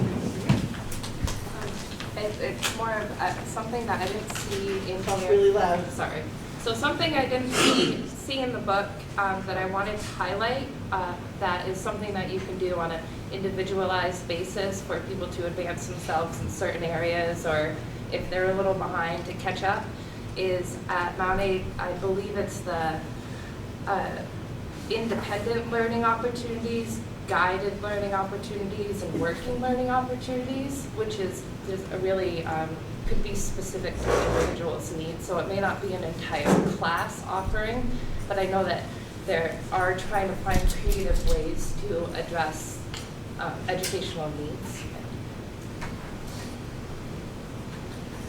Yes, Mr. Olson. I'll try to speak up this time. I have a question about how our schools we're going to be using the resources reflected in the proposed budget to improve the quality of education offered to our students. But before I sort of come from the dark side on that, I want to say that I really appreciate, the administration, the school board. This is really hard work. It's really, really important work. So I'm certainly thank you for taking up that challenge. Enough, good stuff, right? A bit of context around education quality. The board has adopted, in my opinion, a really excellent policy goal for the academic component of education quality. In so many words, it says to become one's personal best, to become a contributing member of society, each student should demonstrate competence in the core academic sectors. So they're setting a pretty high, I think, it's pretty high bar or measure for what should be done in this area. In October, this past October, the board reviewed compliance with its academic quality policy. The administration was quite forthright in acknowledging that the schools were not in compliance. The state's education quality data, frankly, supports that conclusion. In most academic areas, our results are below the Vermont average, but frankly, more discouraging to me, the Vermont average is really not an appropriate measure because it includes many, pretty underperforming schools. And when you take a comparison of our district's results to those of higher performing schools, it's not a pretty sight. Breakout of the data by household income, obviously it's different, but it shows the same kind of pattern. The board, to its credit, wanted to hear more from the administration about how it would approach improving education quality. So the administration came back the following meeting with an updated plan of correction. The updated plan of correction described in greater detail some of the current programs and initiatives that I think Superintendent Rena has been describing. And the board accepted the plan of correction. The administration may have done it at that point, I wasn't at the meeting, but I know later on has suggested that a timetable of 5 to 7 years or more before the school would be able to comply with the board's academic quality policy. I suspect many parents are not going to be satisfied with the district's plan for improving education quality, given the reality of the time that their kids are going to be spending in the school. And I suspect many taxpayers are not going to be satisfied they're receiving an acceptable level of education value for their tax dollars. So my question is final. Can we expect our schools to show a greater sense of urgency on education quality by committing to offering students at least the opportunity to achieve their personal best academically by the next school year? I think revising curriculum obviously takes time and effort too, but that's the time frame that I'm looking at, and that I think that parents would look at. But second question, by the next annual district annual meeting, how will the community, those who are sitting here, will know that our education leaders have made improving education quality a major priority? Happy to hear your comments. So, Superintendent Green, do you want to get to that? Madam Moderator, I do have a copy of my comments that I'd like to see linked in the minutes if that's appropriate. That may be done.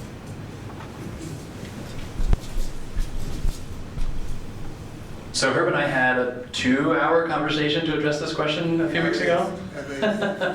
So I'm not sure I'll do justice to that 2-hour conversation in the minute or two I should take to respond. There are a number of people sitting in this room that would be able to articulate my desire to make change faster than change often is made. That sense of urgency is something I feel, and it is very real, and that's what led me to report noncompliance.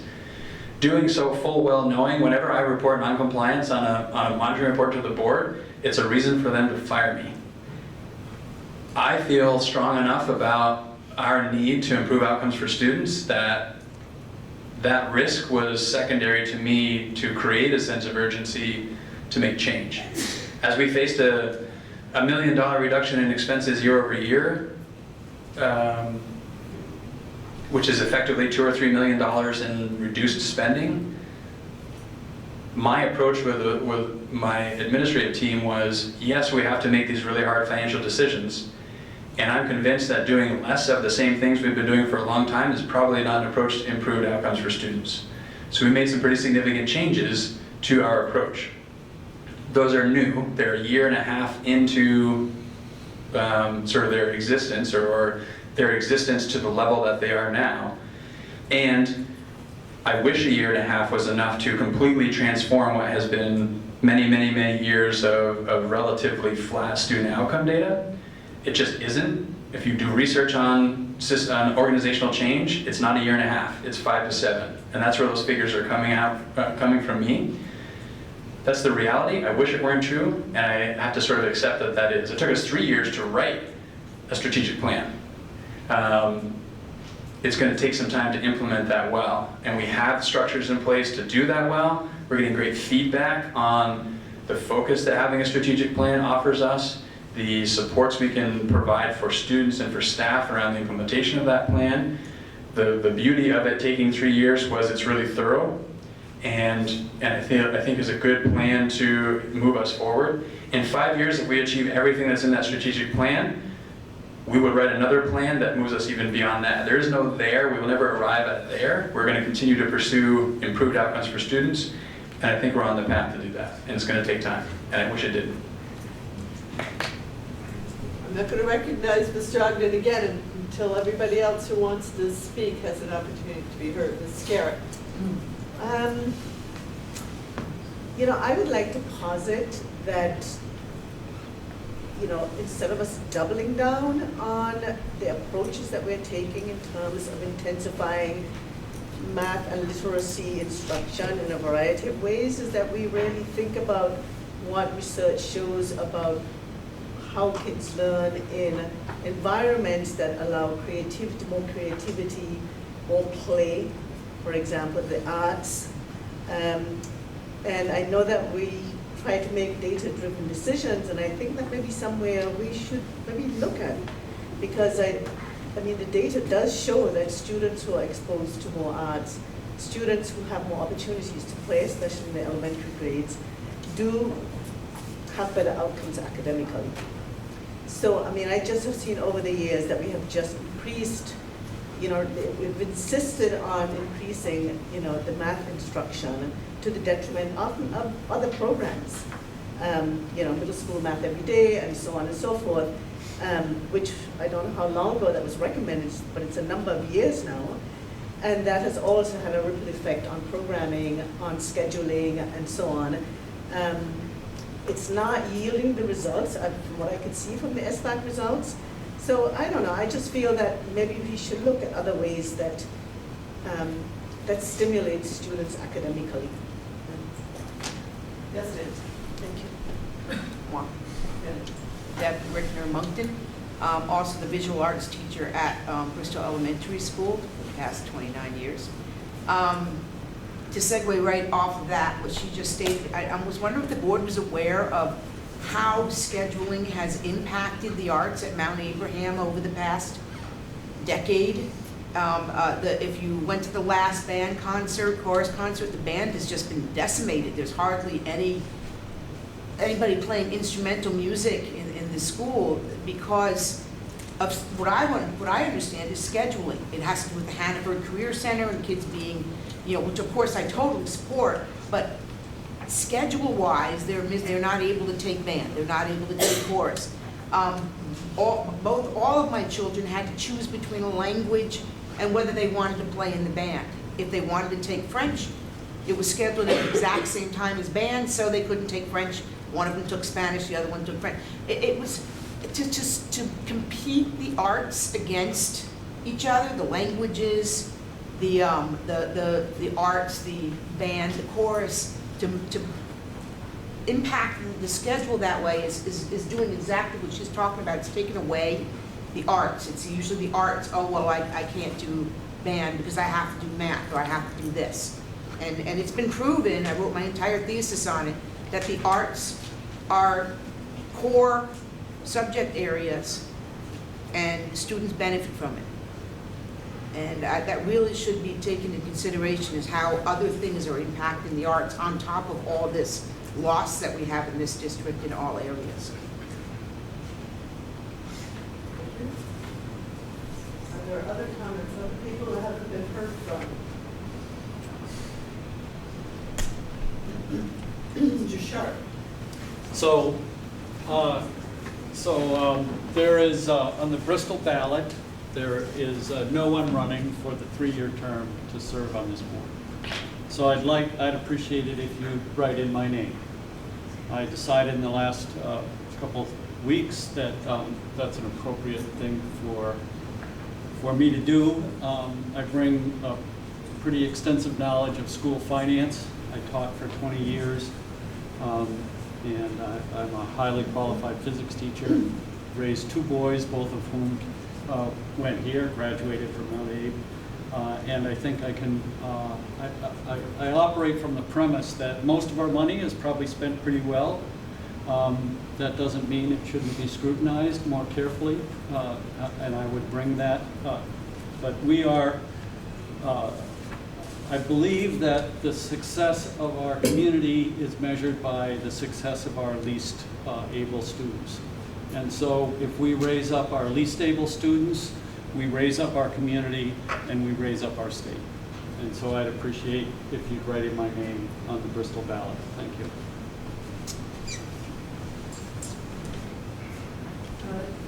Yes. Bob Backlund, Lincoln. In Article 11, of that 4.71% increase per equalized pupil, what's the largest driver, single driver of that? If you could break that out in a pie chart, what's the largest slice of that pie? A percent of a percent, I guess. Superintendent Reed? I guess when I'm having a hard time separating what's the largest pie, largest piece of the pie for the percent increase versus what's the largest piece of the pie in our spending, because they're so connected. And when I think about the pie chart in the presentation, it's not really broken out this way, but you can kind of get the sense that by far the largest piece of the pie is personnel-related expenses, salaries, benefits, etc. Like the number of people we employ is the largest piece. And so when we have 13% increases in premiums on health insurance, we anticipate salary increases for over 300 people. I would say that's probably the largest piece of that pie. Have a follow-up comment to that? Yes, sir. I was going towards, I was wondering if you would say insurance premium increases. I'm an only child of 2 public career teachers and grew up with great health insurance. This was in the 90s. And I think every teacher, everyone that's at the line of scrimmage working in this school district deserves the same health insurance that I was raised with, that my parents had as educators, because we all know educators aren't rolling in 7 figures. But that number should be, I guess, put publicly so folks realize that quality outcomes in our students' education are actually, in a sense, being deterred by health insurance premium costs. And I don't know, I just think that's a tragedy. That's all I'm going. Yeah, I think that's a really good point, Rob, and did I get that right? Yeah. Thank you. And that's about, if you distill the increase in our budget, over 80%, maybe close to 90% of the year-on-year increase is about equal to the increase in health insurance. Maybe I got that wrong. I had the number $400,000 increase in health insurance that we were facing this year, and I know that some positions came down, but when you look at that $450,000 increase in our budget, that would be oversimplistic to just attribute it to that, but it gives you a sense for the scale. 15% year after year after year doubles in 5 years. So we've had 15% at least 3 years in a row, or right around there. So yeah, it's huge. Mr. Ogden. No, Mrs. Wilson, I said. I wanted to clarify my question because I don't think I made it clear. I'm not asking that miraculously in a year, everything's going to be great.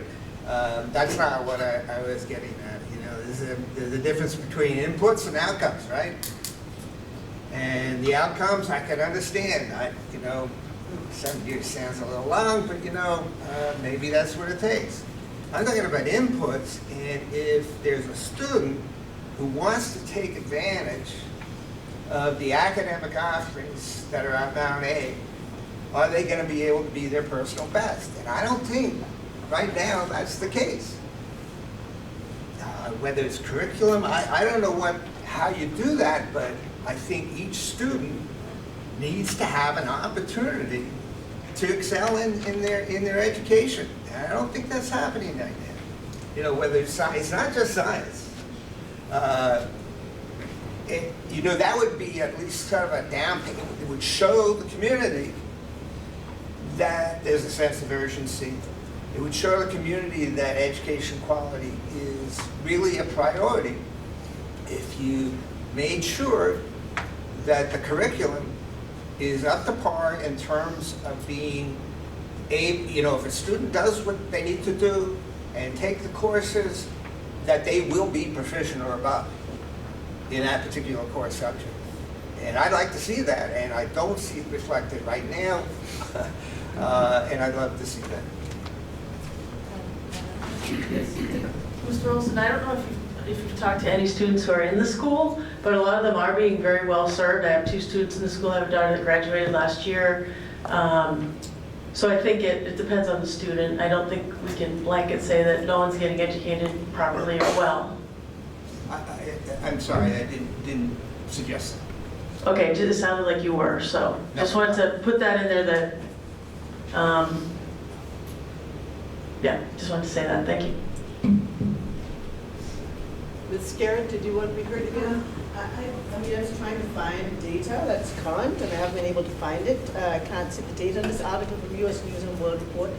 But I think it's worth noting that Vermont has consistently ranked in the top 10 states, in the top 10 of student outcomes in the United States. So it's such a pull-me-push-you situation because, you know, you do get, you have to put your money where your mouth is, you know, and education is expensive. And if you want good outcomes for students, sadly, it's going to cost a lot of money. And I don't know, you know, if we can look at that ranking and say, well, Vermont is in the top 10, I think that's something that's pretty laudable, but it's at a cost, you know. Yes, sir. Brian Penitzer, Bristol. Maybe just to piggyback on that, I was going through the charts here of the staff, and I counted 12 instructional coaches. So are those coaches teaching teachers how to be better teachers? So in effect, we have 24 teachers teaching 12 classes. So why don't we spend some money wisely and get better qualified teachers and only have 12 on staff instead of 24? So that we have teachers that can help all of those students. I'm not sure I'm following your math on that. Where you got the 24? So I'm counting 12 coaches. So I'm assuming there's a coach for each classroom teacher. No. No. Well, it says there's 12 FTE equivalent coaches. Across multiple disciplines. Okay. And we have many more than 12 classroom teachers. Okay, but if we need 12 coaches to make better teachers, why don't we just get better teachers across the board and get rid of all the coaches?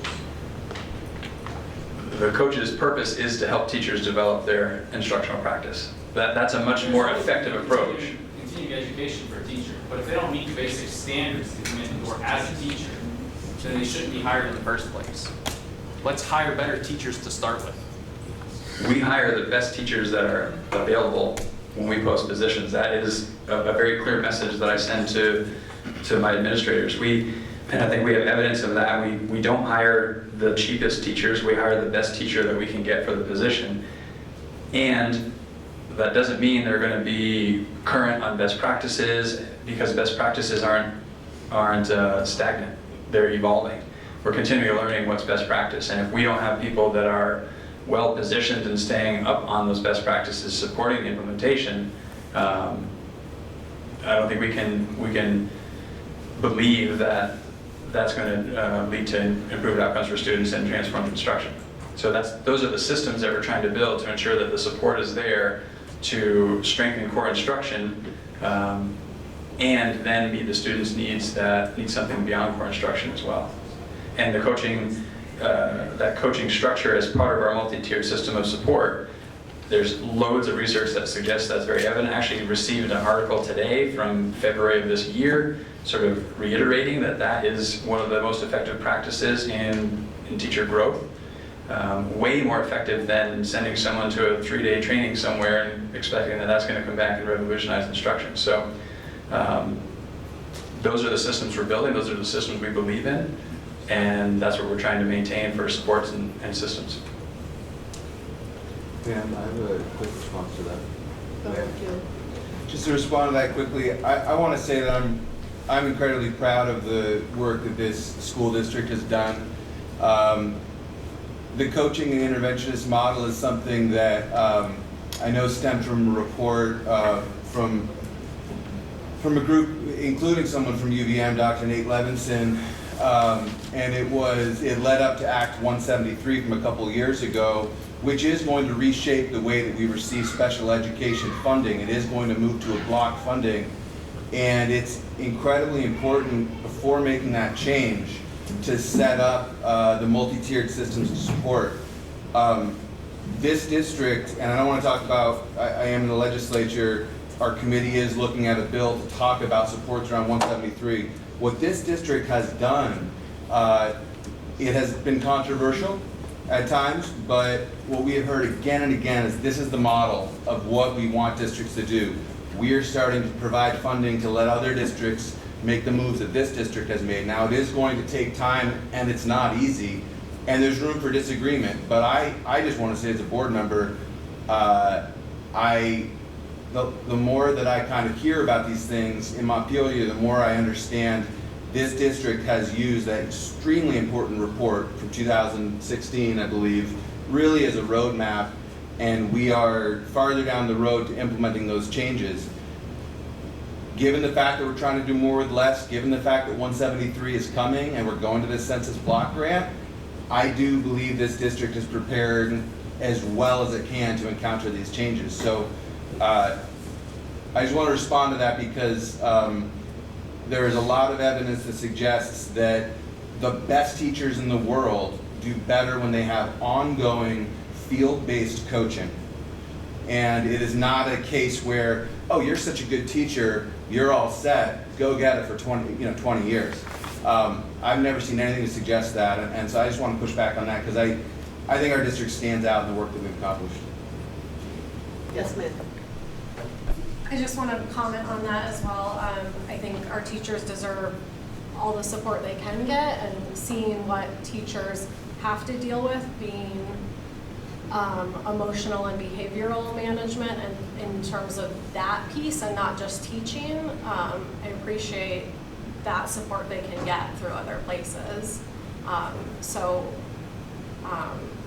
would be in support of, it's not just they have a teaching license so now they know how to teach this to kids. There's so much else they're doing with the needy kids that are coming in, and trying to manage all of that, and so I appreciate that they're getting support and they deserve that.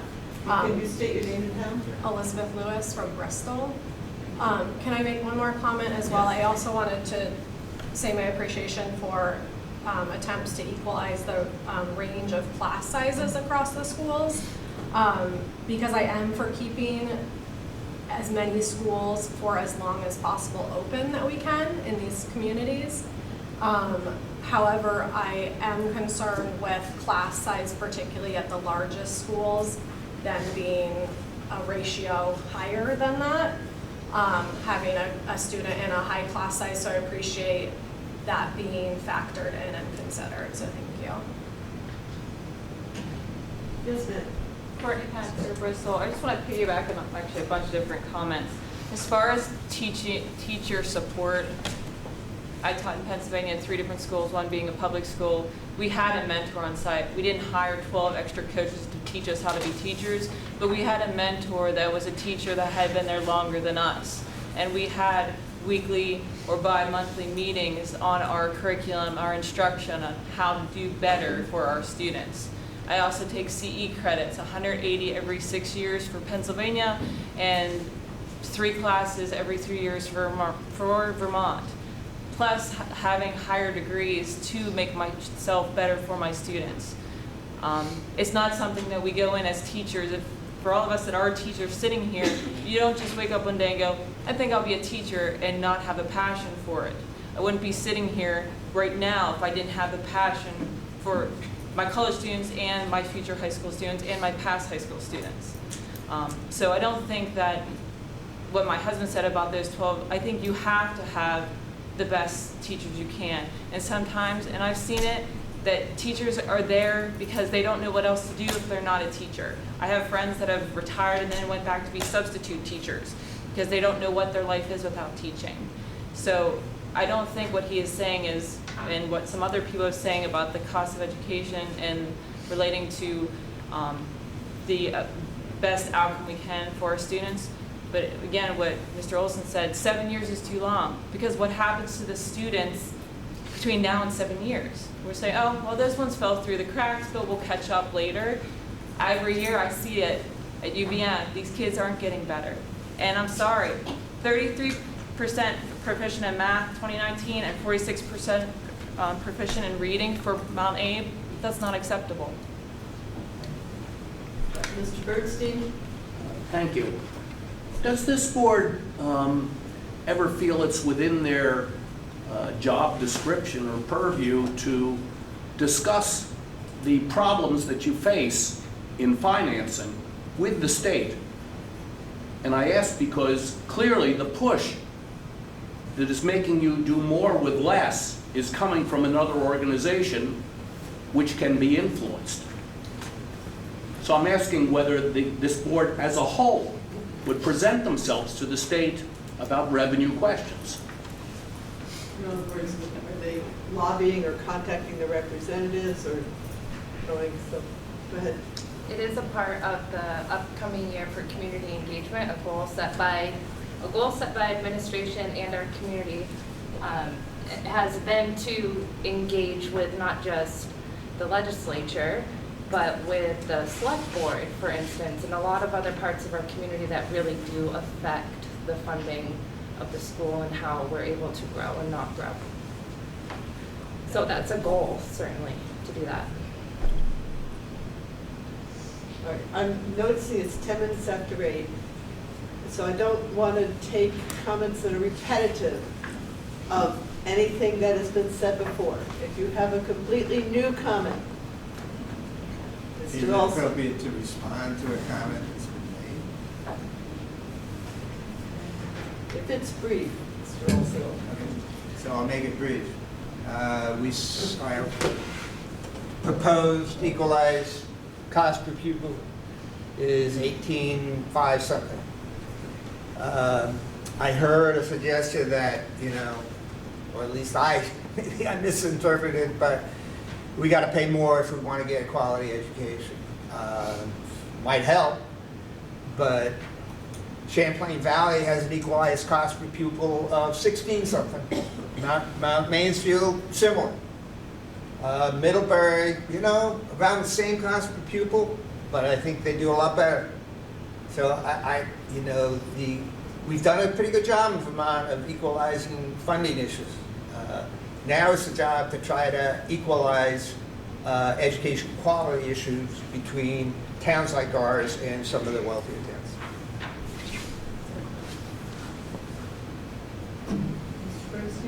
I did have one, and I forget how you phrased it. You wanted to hear something new, I think. Exactly. Let's hear something new. I was reading over the past few years of efforts that didn't go very far by some other school districts, public school districts, to attract foreign students tuition paying And I was attracted to the idea, and I've mentioned it at least one of the community engagement forums, which people kind of laughed at me because it was such an odd idea for us. And the base of the thought was it brings in money and it increases the number of students also. When we think we're decreasing in students, it might also have some cultural effects on the community and some economic effects on the community. As I remember, the towns, one town north, it might have been South Burlington, I can't now recall for sure, at least one town south, I think it was Arlington, were working on this. I don't think they got very far with it.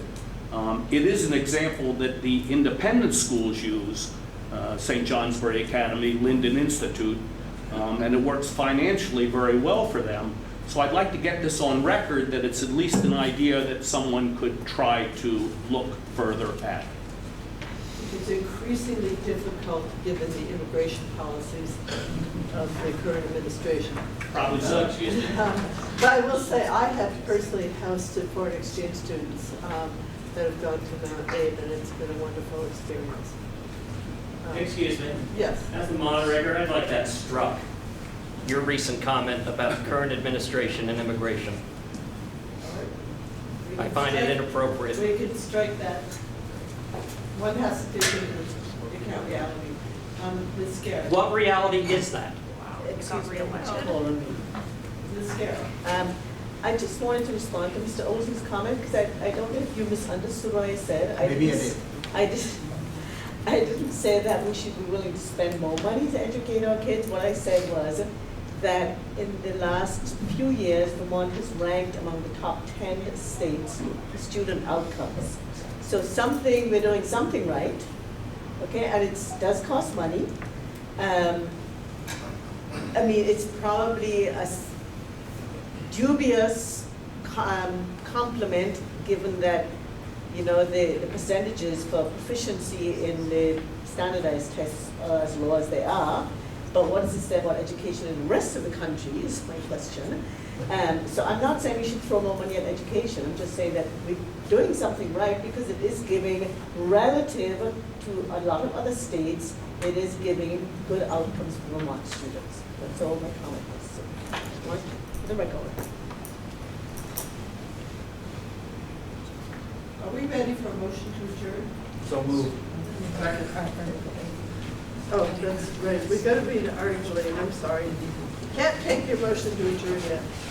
To transact any other business which may legally become this before this meeting. Is there anybody who wants to transact any other business? Yes, Ms. Torian. Ms. Torian. Mark Harley Haven, I just want to say thank you for all the hard work that you do.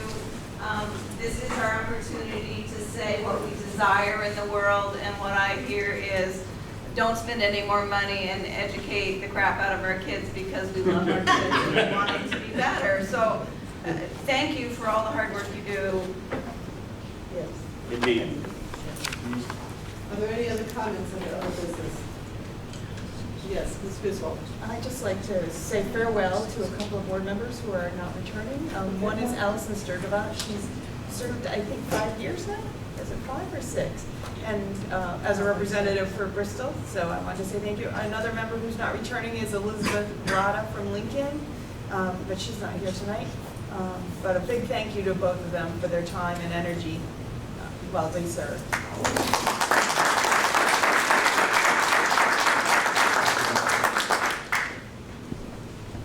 Anybody else have any comments under Article 8? All right. So, a motion to adjourn until 7 a.m. on March 3rd, when the people will actually vote on Articles 10 and 11. You take that motion? I'll move that. Okay, Ms. Bernstein? Is there a question? Did you actually vote on Article 11? No, we can't vote on it. We don't vote on that? Okay, No. this is all. Those are the ones Okay, that are Australian. so we don't do anything about that? Those are your ones. No, but That's third. okay. You Oh, can't it's vote just on a either. Discuss. Was there a second to the motion to adjourn?